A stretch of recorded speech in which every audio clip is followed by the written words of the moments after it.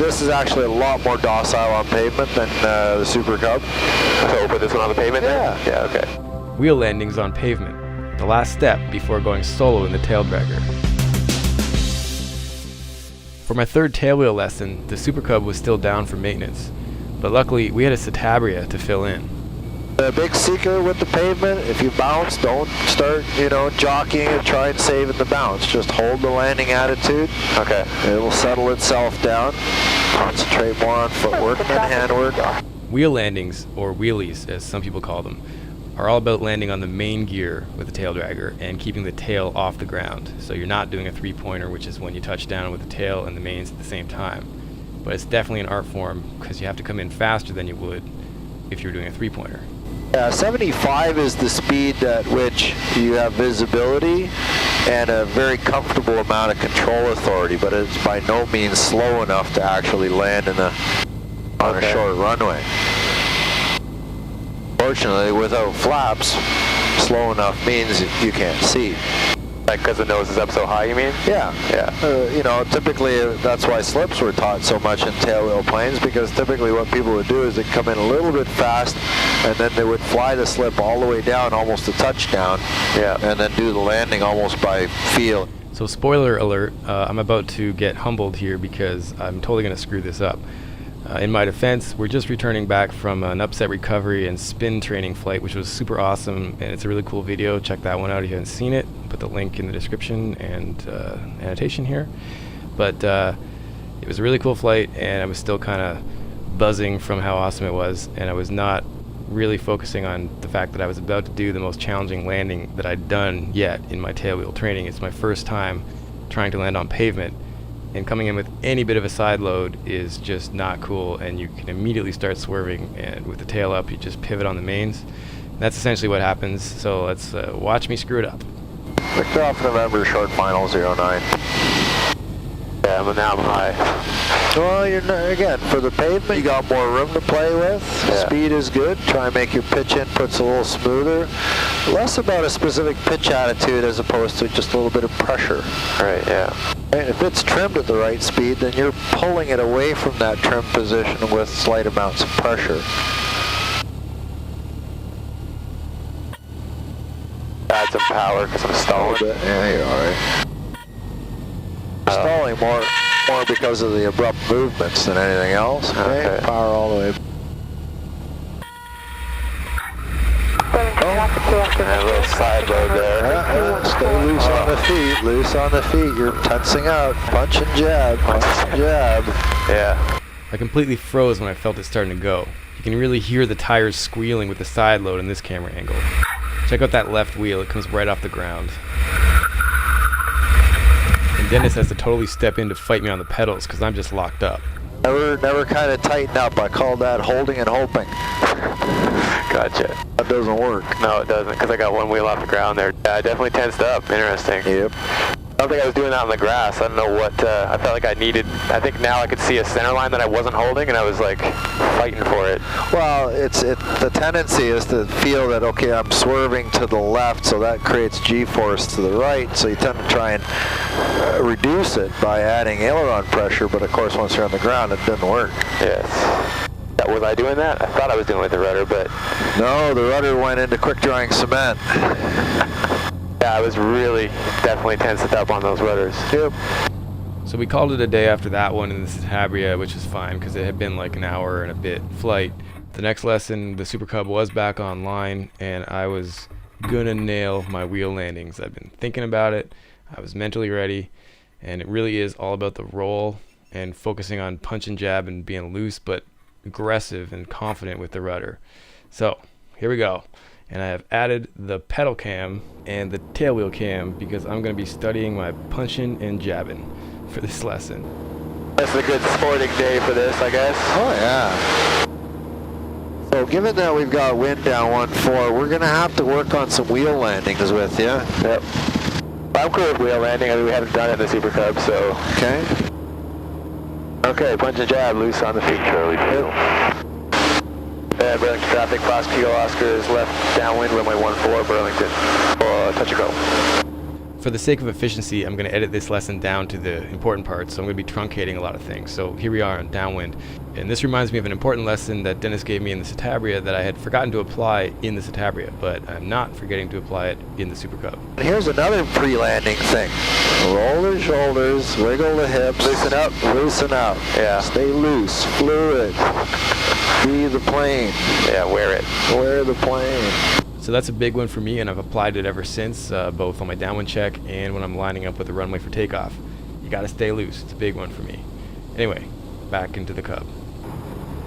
And to the white arc. Traffic on Mike Quad, established mid-left notch. We were doing 1 notch of flaps wheel landing. So wheel landings on pavement, that's all I recommend. Yeah. So I'm looking for about 70, 65. About 70 for a wheelie on the pavement. Okay. So the idea here is I'm going to just really try to fly it on nice and smooth. I'm not going to be doing a 3-point flare. Yeah, you just want to just arrest the descent rate so that the airplane is still descending ever so slightly. And then as soon as it touches the runway, not before, as soon as it touches the runway, just gently nudge the stick forward an inch or two, and it will stay stuck to the runway. Don't force it on. Yeah, everything is going to be gentle now. Yeah. Alright, so now we're just going gently, nothing aggressive. There you go, push forward. Sorry, I'm just concentrating on my rudder here. Yeah, push forward, and then you don't have to concentrate too much. Just shove the stick right forward. Oh, more than that. Okay. Yeah. Did I have the tail down just then? No, it's not touching the ground yet. No, okay. And we're going. And then we're going. Just keep the stick forward. As soon as the tail comes up, then you can neutralize it. By then, probably the thing will take off again. Nice. And I'll get rid of my flaps. Yep. Very nice for the first time. And yeah, that's why you just push it forward, then you can just kind of set it and forget it. You don't have to concentrate on it anymore. Right. If there was a crosswind, you would push it forward and into the corner where the crosswind is coming from. Right. But then you could focus all your concentration on your feet. Okay. I mean, your footwork was good. That's what I was worried about. Okay. But yeah, when you're just testing it, just keep pushing forward on it. As long as you don't hit the brakes, you're not going to nose the thing over. Right. So I could have ended this video here, but I have some really awesome footage from this lesson, so I'm going to keep going. I'm going to keep editing tightly, so it's going to flow fast. It's going to feel like the ski flying video, which if you haven't seen, definitely check it out. But I'm going to try to get this one into the 15-minute range, so stick it out, it's worth it. Okay, just carry a little bit of energy in there. Yeah, so you're going to run out of time to do a nice wheelie if you get the plane going too slow. Right, and I did that, so I'm already at 60. I'll keep the power where it is then. Nice. Okay, just stand on the rudder, and here comes the power. Would we normally put flaps up, then do the roll, or just no? It'll take off with one notch of flaps, so why complicate things? Yeah. Okay, getting rid of flaps. So my centerline tracking is not awesome, but it's not horrible. It's on the runway. As long as I don't see that centerline going outside of the wheels, I'm not going to be too worried about it. Alright, cool. Alright, so this time I'll try to keep the speed at 70 so that I can do a bit of a better energy management there for the wheel landing. Yeah, if you try stretching the glide, like if you come in a bit too low and start stretching the glide, you're going to be too slow to gently set it down for a wheel landing. You'll end up 3-pointing it. Yep. And the reason why we're doing wheel landing practice is because of the long runway and crosswinds? Yeah, to know how to do it for long runways, turbulence, crosswinds, and also because this thing just doesn't like 3-pointing on asphalt. That's, I suspect, how the tail wheel innards got damaged in the first place. So. And now we're dealing with new stuff there? It's not fixed yet. Oh, no. It's not? Okay.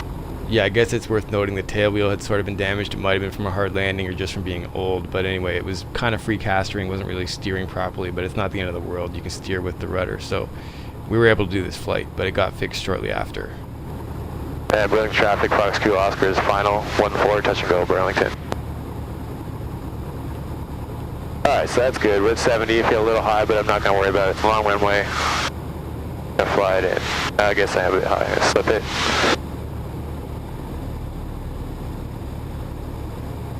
Something like that. Get back to the center line, 70, nice and stable. I'm not fighting with the trim, so that's good. Hold my pitch. Stable at 70. Alright, gently gonna rest the descent here. A little bouncy, but pushing the stick forward now. There goes my rudder. Great. Yeah, push it right forward. See, now your tail wheel's on the ground. Oh, so I should have held it. Yeah. Yeah, it should stay up until you're ready to let it down. Okay. But it doesn't matter. It's not chattering, right? That's what I'm worried about. I don't want to feel it going back there, because that's what blows the innards out of it. Okay, so here we go. Oops, wasn't thinking about the crosswind. Alright, flaps are going away. Well, she reminds you. Yes, she does. So do you want to switch to some really more challenging crosswinds? Yeah, let's head over to 09 and try that out. So this one coming up isn't too bad for a first attempt at a crosswind wheel landing on pavement, but I'm definitely over controlling it. If you watch the stick, I'm just stirring the soup and way over controlling it. It's definitely wiggly. But this is why it's cool to be able to review this stuff, because I can see my performance here, and clearly it needs work, but it's getting there. Okay, so my crosswind is going to be from the right, and it'll be a pretty good one.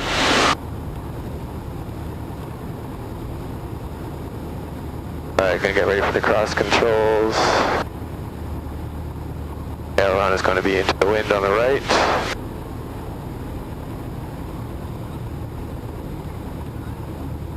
Yeah, just stop wiggling it, keep it to the right. There you go. Put it in the right corner, just leave it there. Yep, okay, so here comes power. Concentrate, punch and jab. Alright, here comes power. Keeping it in the right corner. Nice. Yeah, I was definitely a little wiggly. Trying to find that place to keep it. Yeah, so I should have just been a little bit more... So that's why I say just park the ailerons and see what happens. Pitch, and then that way you can concentrate more on the feet. Okay, loose on the feet. Not going to wiggle the stick. I got 70 knots, stable. Back with the power titch, but not too much. Turkey vulture over the runway.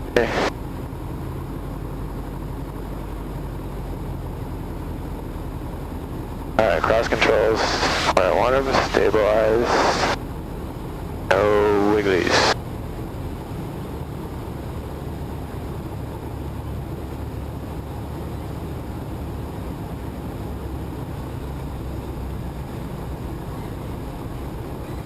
Guess I had too much speed, eh? Uh-huh. Yeah, I didn't look down once I committed, but there you go, eh? Alright, whatever, we're gonna fix it. Right. The footwork I'm worried about. You know, how am I doing? It's good. It's instinctive. Okay. But the only other thing I was going to suggest is that you don't have to start the slip early necessarily. Just hold it in the crab, and then you've got a better ability to control the glide path because you know exactly what to expect. Okay. And then when you kind of start to round out as you're starting to arrest the descent rate, then start slipping it, because then you get kind of a double bonus there. One is you're controlling for the crosswind, and the other is that you're creating enough drag that the airplane sits on the ground and stays there because of that drag. Right. So yeah, don't start the slip too early. Just bring it in nicely in the crab, and then as you're about to touch down, that's when you hold the wing down and then give it the rudder it needs to line it up. Okay. Alright, so I'm going to fly a crab, and I'm going to initiate the slip during the transition. Right. Yeah, so this hasn't been beautiful, but I'm not hating it. Feeling alright. Traffic Bravo Charlie, flight clear 09. Okay, so now I'm kind of getting into my slip, or is that too soon? No, still too soon. Just get her set up, and then now just keep that right wing tucked down. Traffic joining down. Whoa, that was a gust, eh? Down, left downwind for runway 1. Yeah, but you see that's... Okay, let me have it for a sec. I'm just going to show you something here. That was the hazard right there, because as soon as the wind pushed you to one side, you start traveling this way across the runway. Right. And then when the wind hits you, it's going to boink and it's going to knock you over on your side. Right. Let's get the flaps up. Flaps are up. So the priority as you're touching down, in order to touch down gently, obviously, is pitch. Yep. But the problem is that once the rubber does meet the road, if it's not pointing the right way, it's going to shoot you off into the rhubarb. Yep. And if there's any drift involved, then that's going to create an incredible amount of side load, which is going to increase the swerving effect that you're worried about, right? Yep. So I'll give you a talk through play-by-play. Okay, so I'm just crabbing, just to maintain the center line.